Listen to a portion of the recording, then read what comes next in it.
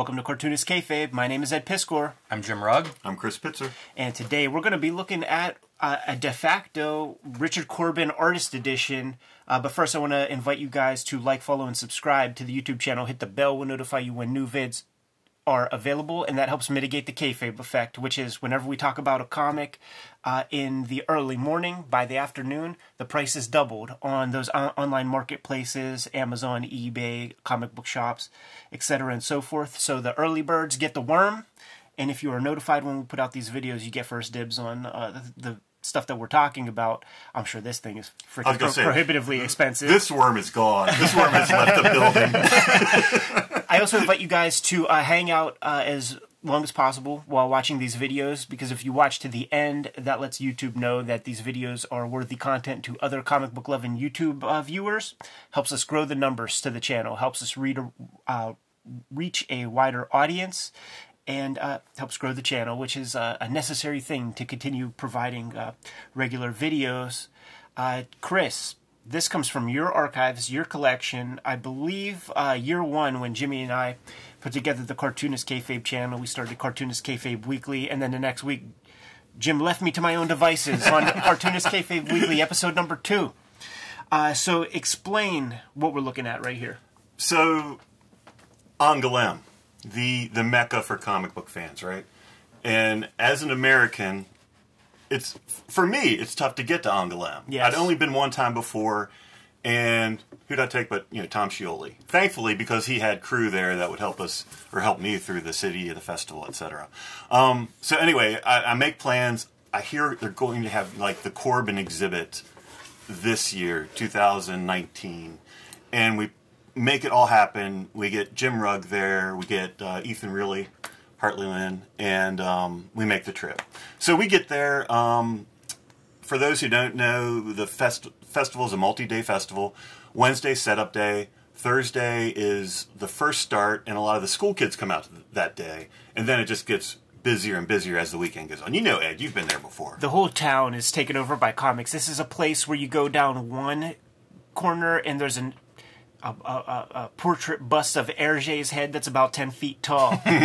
You go down another, you go across a little footbridge, and you're looking at a statue of Corto Maltese about 7 feet tall, looking straight up at the sky. It's incredible. Yeah. The energy of that entire place. It's our Hicksville, man. Yes. But don't drink from the sinks, because I made that mistake and my trip got cut short. I digress. Continue. Okay. So we're there. We get set up on Wednesday. And it's like, what's the first thing we need to do? We need to go see the Corben exhibit. Yeah. So we do that as kind of like pros. We get in. We get an advanced screening. We fall in love. It is amazing to see all this original Corben displayed the way they did. You can go see photos online. They showed his animation. They showed some of his sculptures. In the end, they were still showing Corben in, like, the historical display cases with 100-year-old vases and spears, and it made sense still. Yeah. So anyway, we do that Wednesday. The first day comes, and I look at Jim. I hate leaving the table as a publisher. I should always be at the table. I say, Jim, I'm just stepping away for a few minutes. And so I make my way in the tent where we're exhibiting to the front where they sell books, and they speak French, I speak English. 15 minutes later, I figure out they do not have copies of this book. If I want copies of this book, I need to go back to the museum we were on Wednesday. So, am I going to? Of course I am. I hightail it out of the tent, down the street. And what do I find? Hundreds of elementary school kids waiting to get into this exhibit. And I'm sorry, I'm going to be the rude American. I make my way through the kids, into the doors. I don't go to the exhibit. I go in the back way to the shop. And then I just have to wait a few minutes to get this slip-cased 2-book set. This is the catalog. That is the catalog, for the art show. And if you get the slipcase, yep. you get what is one, the de facto. I don't think this is extra. I think the catalog's extra, man. Like, this sucker is the de facto artist edition of Richard Corben's artwork. Now, the other thing, too, and this is a little nugget for all the young kids out there. Yes. Is Cartoonist Kayfabe is sponsored by the comic books Ed Piskor and I make. If you want to support Cartoonist Kayfabe, pick up our comics and books wherever you buy them. Red Room. Starting with Red Room, the Antisocial Network, Season 1 of Ed's Murder on the Dark Web for Fun and Profit. Trigger warning, Season 2 is now in stores everywhere. This is issue number 1. Issue 2 also available. Issue 3 coming next month. And available wherever you buy comics, except for banned in 7 comic stores. Hopefully that number's not rising, but you never know. Well, you know what? The cool thing about it rising is that the bigger comic shops heard about that stuff, tripled their orders, man. Nice. WYSIWYG, A History of Computer Hacking. X-Men Grand Design, the Grand Design that started them all, including Hulk Grand Design. Can't wait to see 3 oversized volumes of this available. Can't wait to see what your cover looks like when you put yours together, Jimmy. And Hip Hop Family Tree, A History of Hip Hop, available in 4 treasury-sized editions or 2 beautiful box sets. You can pick up my latest book wherever comics are sold, Hulk Grand Design Monster. This is in comic shops everywhere now, with some beautiful variant covers, a retelling of the 60-year history of the Incredible Hulk, and coming in April, Hulk Grand Design Madness, with also some beautiful cover choices here by Ed McGuinness and Jeff Darrow, as well as my cover. Again, the 60-year history of the Hulk distilled down into 2 very dense, oversized issues. Plain Jane's, the first young adult comic graphic novel here in America by Cecil Castellucci and me. And Street Angel, Deadliest Girl Alive, which just went out of print from Image Comics, Ed. If you guys at home see Street Angel, Deadliest Girl Alive on your comic shop shelves, pick it up because it is no longer available for order. But the original Street Angel hardcover, oversized, these are kind of like director's cuts, almost like artist editions. I think they're the nicest books ever designed. These are all still available from the publisher. You can get them wherever books are bought and sold. And now back to our regular scheduled programming. Okay, if you're a true fan, you might haul this book somewhere where the artist is going to be. But look how big this book is, and look how heavy it is. Why not make a book plate that you can mail to the artist? And that's what I did. Oh, that's cool. This is a photo I took at the exhibit, and you can see January, there's the date, 2019, Ongalem Museum. And I asked Mr. Corben, would you sign this for me? And he was kind enough to do it. That's genius. Yeah, man. that's great. Yeah, like, and it's so tasteful. Like, I automatically assumed that this was part of the package. I think later in the book, I put my letter in there, and he returned my letter for some reason too. Let's dive in. The production on this book is so great. When you talk about like an artist edition, that's a huge part of a good artist edition, and you're going to see it as we go from, one, reproducing black and white art, but in 4 color, but the paintings. Like the color just sings on this paper. Yeah, this paper is incredible, and the paper of the case wrap is just exquisite stuff. That's one of the reasons I think the festival is in Ongalem, is it has a history of being a paper and then possibly even printing town because of the river. You need the water to make paper. Yeah. This image right here, this is from Ralph, and these images right here, that face is from this like How to Make Comics book that I had as a kid, and that's how I discovered Richard Corben's name. And there were about 3 or 4 different pages of Ralph in there, but this is iconic to me. Don't sleep on that crazy halftone on the moon. Yeah, I was looking at that. Unbelievable, right? It's halftone, right? It's absolutely halftone, but is it cut out from maybe a newspaper of the moon that's what or I something? was wondering. Because that's a pretty crazy looking shape. Unless he's putting bleach on some Zipatone screen, there's some alchemy there for sure. That's Corben for you, man. Absolutely. It's one of those things you notice with the 4-color reproduction of black and white is there are a lot of different shades of yellow on these pages from various materials that he's combining here. Yeah, it's Dan Clowes said if you use the Zipatone brand Band-Aid dots, they yellow less than like Letratone and the more off-brand shits. A little white media on top. Yeah.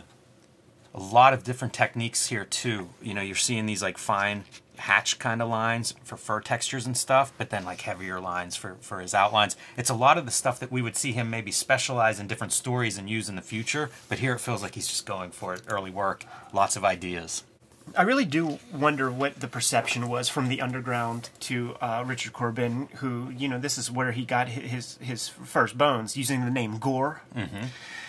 Like, what does Robert Crumb think of Richard Corben? What does S. Clay Wilson think? This guy, he played with genre more than anything else. No autobio, no slice of life. I feel like he played with the art more than anything else. This is similar to that moon technique where it's like... Good call. It's I guess maybe a duo tint, duo shade paper. No, that's dots.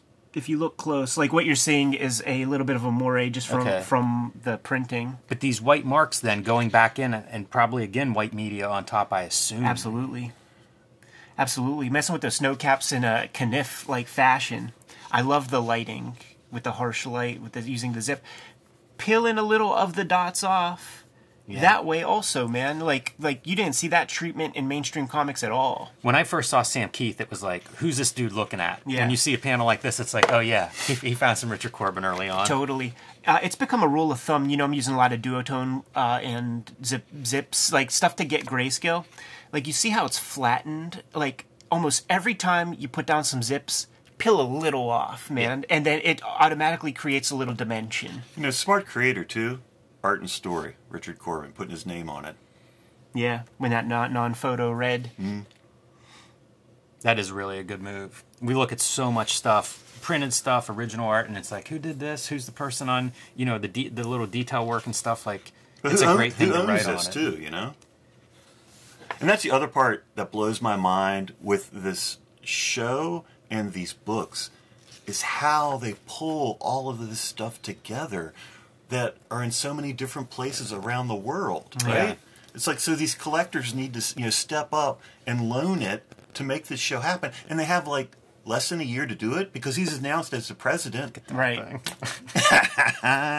What a great creature design. So cool. And so's the facing pages, man. It's just... His Uncle Creepy and Uncle Eerie's, man, you can't step on these. Yeah, this is very Lovecraftian. Yeah, I don't know how they assemble all that art, but they do such a good job of, like, you know, we've seen a couple of those close-up photos of some of the pieces, which is what I love in these artist editions, is like, give us some of that graphic variety, and they deliver. We're looking at duotone board with this particular strip. For those playing at home, with what are the textures that we're looking at. Good comic language here, man. You know, looking at that from here, it's like, it reminds me of like a Will Eisner drawing or something, and it makes me think, like, what are these languages? You know, almost like compositions of panels, because there were a couple earlier panels where it was characters entering through doors, and you think, like, yeah, of course, that's a common one in comic books. Wow. Like you get the Eastman Laird vibes when you see this, man, like those chunky characters. And you get your Underground vibes when you see this. Yes. Desolation Row Printing Company. I don't know that one. Exhibit A for David Cho's thesis of Richard Corben's artwork being quote-unquote horny.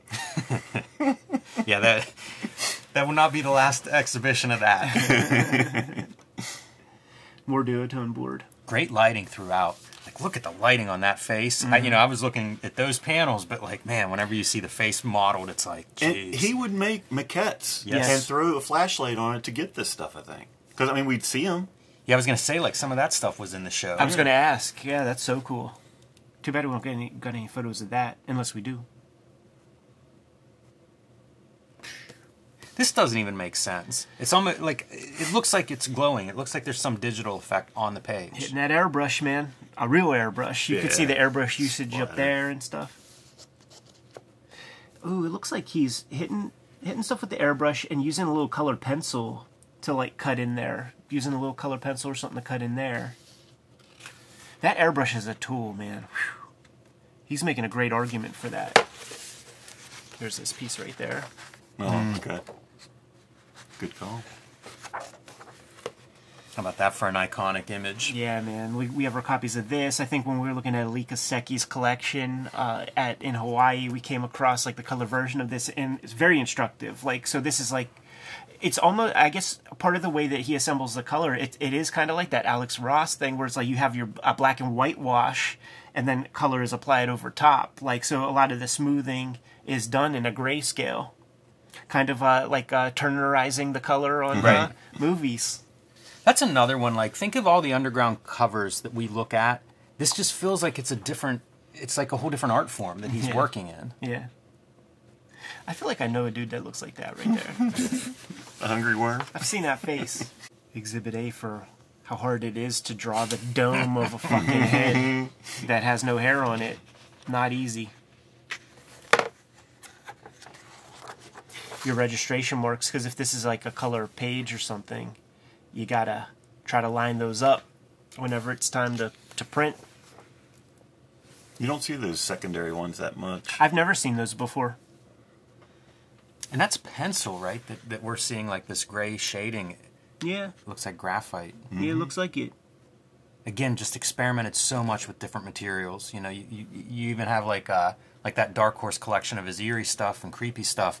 You'll see that kind of just not a different style, but totally different materials from stories to stories. Really subtle stuff at play here for like Yes. little highlights, and these kind of marks are everything when it comes to this kind of stuff. I don't know what's going on here. Like this color here, right? It's browns and stuff. Must be due to the materials that he's using and how the paper materials are reacting, but that's a lot of color for a black and white piece of work. Yeah. And then this. I love this stuff. Frank Isn't Miller, that man. glow? It does remind me of Frank Miller. I guess he would throw his name and the copyright on that page when he sold the original art, just to...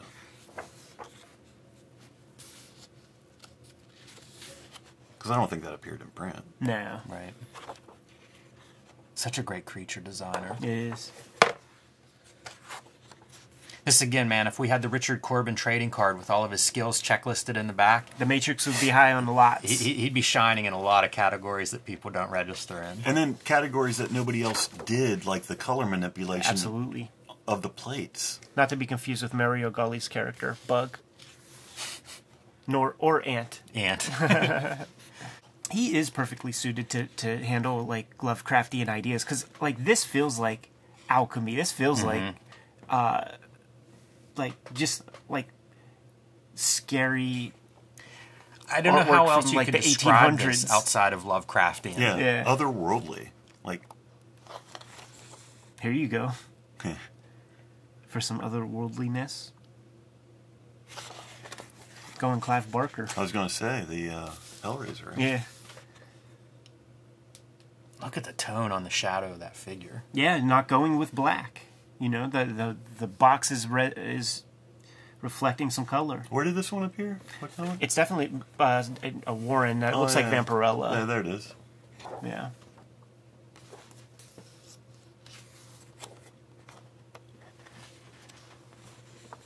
Incredible use of texture. So this would have been black and... They didn't print Vampirella in color, did they? Mm-mm. Yeah.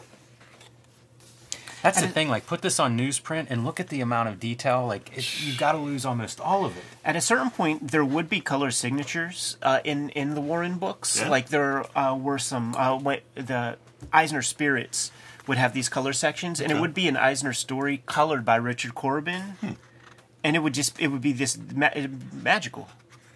I'd like to see that. That's one of my regrets. I think I gave away 3 different kinds of comics ever in my life, and I gave away my Warren Spirits. We can see some of those after this. Okay. Sounds good. Oh, man. I would have been so satisfied with just black and white originals. This is such a treat. You turn the page and it's like, oh, yeah, one of the greatest colorists in comics history. But this is like, even the black line looks like it's a marker, like a It Prismacolor does, marker. You know, because it's really, he's kayfabe in it. It's the same value line, but he's adding white on top of it to create thinner lines that are facing more toward the light source. It feels so experimental. It just feels like, hey, here's my room full of tools, and let's see how this works and how it reproduces. And was he in Kansas City most of his life? I think so. You got to wonder, was he talking to other artists? Yeah, Or like just some of doing the this by marker himself? stuff. Yeah. Made me think like Von Baudet, or they're exchanging letters. But man, whenever you get to his paintings, then it's like this whole other skill set. It doesn't make sense that one guy has this amount of range. Yeah, And at a high level. It's one thing to fool around. It's another thing to be like that high of a craftsman. Boy, does Ongalem treat this stuff right. yeah. The reverence that town has for comics. I've never seen it, and the cool thing about like when you go there is like Ongalem. That's like a little province off in the cut. You got to catch a train from Gay Paris to like get there. Its resonance hits the big city, so there's all kinds of cool shit happening in Paris before you get to Angoulême. I saw like 3 cool art shows. There was one at the Showa Museum that had all sorts of like it had Master Race. I saw Master Race at the Showa Museum, dude. Nice. Classic one. This we took a quick glance at in the Corben collected book that Dark Horse put out. That Squash and Stretch, man. Look at the color differences, right? Like we've got like these bluish colors and purple colors, and his dinosaur game. Oh, jeez. yeah. All these little textures, and this stuff is like felt pen lines. There's no dip pen to that. It takes me back so much to like 6-year-old me and just watching, any kind of effect, any bad like B movie, black and white monster movie. I'm like a kid again with that stuff. John Carter. Look at that face. I think that is Richard Corben. I only see a couple photos of the fella. And his body, too. And yeah. Cut. Use of your airbrush there again, Ed, throwing that background down. Absolutely, man. Those colors reminiscent of some of the turtle covers that he did. We're going fetish. 50-foot woman. That's our one of the cover images for the slipcase. Yeah. So imagine that thing all blown up. There she is. Yeah, so when you look at it, like, I don't know, that doesn't look like airbrush. No, definitely not. And that certainly isn't the white media. Look at these little faces. I was going to say, that's your screaming guy on Superman #1. I'm losing my mind. These beautiful doughy figures, so supple, curvy. Oh, is this a letter? Yeah. Should we keep that private? Sure.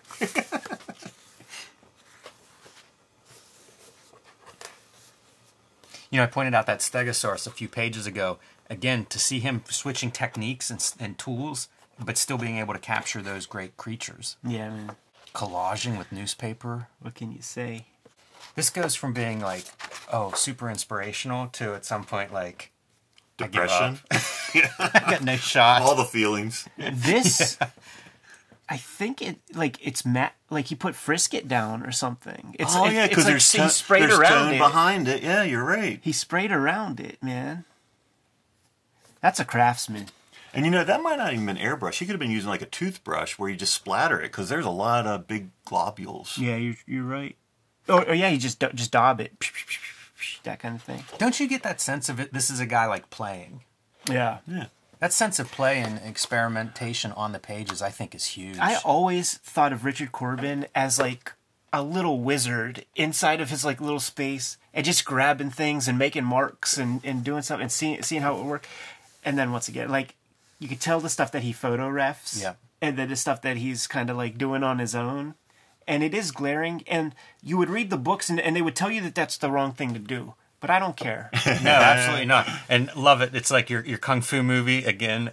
So many memories of childhood. But this panel, to me, is gorgeous, where you see the silhouettes of the dinosaurs underwater, a little distorted from the waters. Darker and gray. Pieces peeking up through. Yeah, darker gray under the water. His face. Yes. Here he is, not hiding behind any kind of tones. Pure line.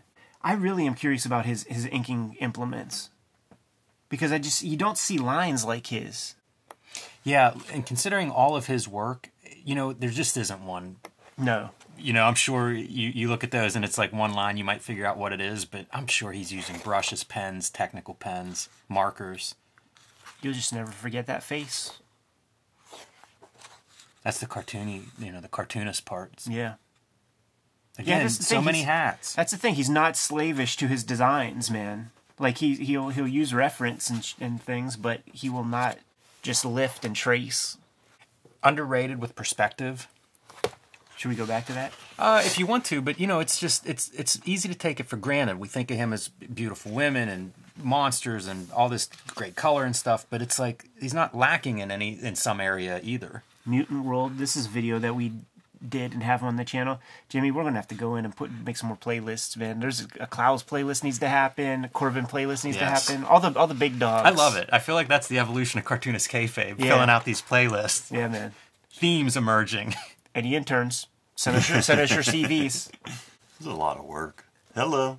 Yes, sir. I remember seeing this image in the gallery. I thought about it when I was passing all those elementary school kids. Like, it's France. Yeah, man. But using some sort of pen again. Pencil on like a very porous paper, very toothy paper. But then doing wet on wet. Mm-hmm. Creating depth of field with that wet on wet technique. That's something he was conscious of that you never saw anybody else fuck around with back then, man. Is this like depth in that way? It's great to see these, like the originals, because whenever this stuff is reproduced, it just doesn't look like this. Not exactly. It's a very different page once it's printed.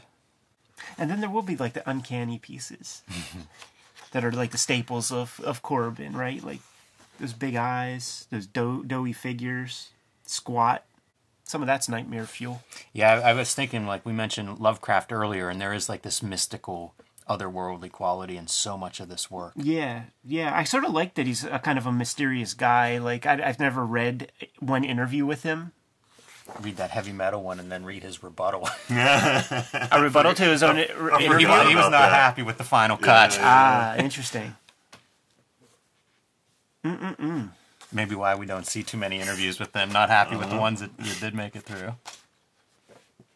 Who did that interview? Do you remember? I don't. Was it one of the National Lampoon guys?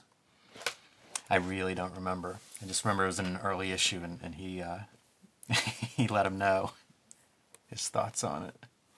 You know what I think of as we see some of these covers, like the Warren covers, is, we talk about him as we've been looking at early heavy metals, but here in America, this is how we would have seen him. Right.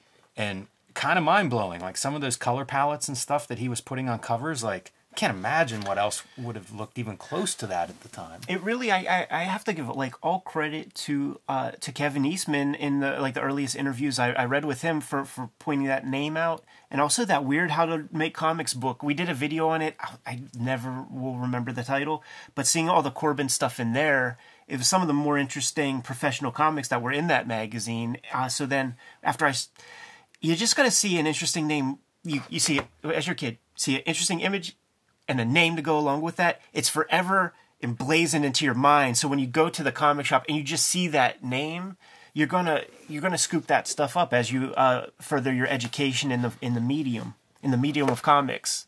It's also how you end up as like the what's the title for King of Ongalem or whatever? Oh, Grand Prix or President. Yeah, President of Ongalem. So let me go back to by this. distinguishing yourself on those stands, by being like, of course I'm going to follow this guy or figure out what his name is because, again, nothing else on the stand looks like it. Why? Why are there two? Do you know? Yeah, no idea. That's really interesting. Like, were these somehow combined? Was this adding something? I always think of Photoshop of like, put the multiply layer on or something. Right. Or was this a later addition? You know what? I got you. This is an overlay on top of this, because you see the 55% and stuff is the exact same. Like, it's an exact same spot on the paper. So there, and you see how there's like an extra layer here. Yeah. Like, look, I mean. Yeah, no, you see that? I see what you're saying, but it's like, okay, in my mind. So this is like just under. So it's just to create that depth and richness then? He's just building color on top of color. Okay. Yeah. I'll tell you what, that 55% could refer to this is going to be printed at 55% size. That could be a reduction note. Yeah, sure, but we're talking about the color. I just point to that to illustrate say that this paper it's an is overlay. This. Yeah. I was just trying to figure out why were there two for an end result of one. Yeah. And that must be it. The Part layering effect to... I'm not sure. I think it could easily be he starts down one road and then decides this isn't quite the direction I want to go and goes a different route. Or this isn't the direction. I don't know if those two go on top of each other. And then to Luke. Yeah, and like you could see like you could see purples in there, man. You could see those things. It's really building up because you could see the extra layer. I also realized going through this how much Corben I don't have. Absolutely. Look at the textures on this towel. It always blows really my sharp. mind when these guys are so prolific. It looks like labor-intensive work, and yet he's got so much of it. That blind as monocle, that's sick as hell. Good call. Blackthorn Publishing. Wow. The detail at that scale. See, I wish I had sizes on this stuff. What the heck was Blackthorn Publishing of his? Where would... Children of the Stars, Twisted Tales. This Twisted Tales is a Pacific comic, but I still don't... And that's I need to learn that history more because I feel like it's both the Shanus brothers. Like Pacific. Blackthorn is Shanus and I didn't know Pacific that. is... I think so. Oh, just like Adidas and Puma, man. Like it's two brothers that... And by 87, Pacific's been out of business for a few years. And Blackthorn continues for a little bit longer. Maybe that's a financial shift. Get in trouble on one and Yeah, move it. Yeah, that old game. Is this pointillism? Like, I don't know, man. I was hoping to hear what you would come up with. I was looking at it too. Face. I feel like That is brutal if it's pointillism, because those are tiny, tiny, tiny dots. yeah. Some of it really looks like it, but then, yeah, I don't know. That's wild. I guess that's what it is. I don't Yeah. know how else you make those marks.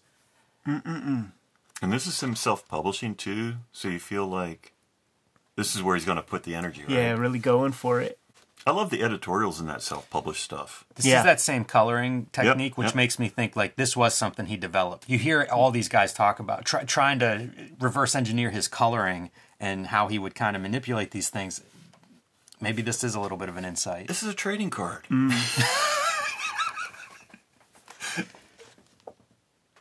Oh shit, we're getting into some late period. Yeah. Is this black and white? Yeah, Dark Batman Knight. black and white. The other thing that show did a really good job on was showing like pretty much his whole career. Yeah. Like having Marvel, all the way up into the 2000s of like late era work. Some Vertigo stuff right here. Yeah, it's incredible too that he worked with virtually every publisher in North America. What title was this? Heartthrobs. Okay. They did several of these anthologies that mostly flew under my radar. Like they had a war one, they had that Heartthrobs was their romance one, and would get good people. I think maybe Axel Alonso. Oh, that's the name I was trying to pull. I feel like he brought all the really great artists. We were in. looking at that pointillism, and it's almost like all these techniques that feel like he's playing around, and then you see them applied in different ways. That's just staggering. Smoking, indentations. I mean, doing metal in pointillism. Right. That's pretty interesting stuff. And on a big size like this, like you could really get carried away. Like, but he has like good restraint and puts just enough on there. Yeah, that metallic's great, and the little bit of like the shimmery part on the face of the letters. It's this organic, loose little line that just reads. It's like shiny. Great silhouettes always. I wonder if those are diamonds. That's Cage. Love seeing that nose pop out like that. He did 2 issues of Swamp Thing late, and I feel like they just flew under the radar. Guy wasn't gathering any moss. No. And always putting that work in, man. I never seen a hack page. Right. Never ever seen a hack page from this guy. Again, how you become president? That's probably a component of it. Yeah, he just doesn't have it in him. Even like the Hellboy stuff that he did with Mike Mignola, he ends up doing several stories. I think of like the wrestling story or Crooked Man, but there's that many more that he did with as a collaboration with Mignola. Look at the size of those dots. And the bibliography of everything we've seen in here. Or is it his entire body of work? Probably his entire body of work. The way that you tell is if we see Constantine. That might be Hellblazer, dude, not Constantine. Yeah, that's true. That's true. Hellblazer, Hard Times. Yeah, this is a bibliography of his entire work. They probably do that for every president. Yeah, that's a great resource. If anybody wants to send us the Katsuhiro Otomo one from a year or two ago, P.O. Box 3071, Munhall, PA 15120. That is one of the things these catalogs make me think. Like, I want every book they ever published. It's horrible that they do these print runs that sell out, and and this is all of his accolades over time. Got recognized in '68 even. I wonder if the fanzines have to be in there too, because I saw like a cover early on. Beautiful. Yeah. Beautiful.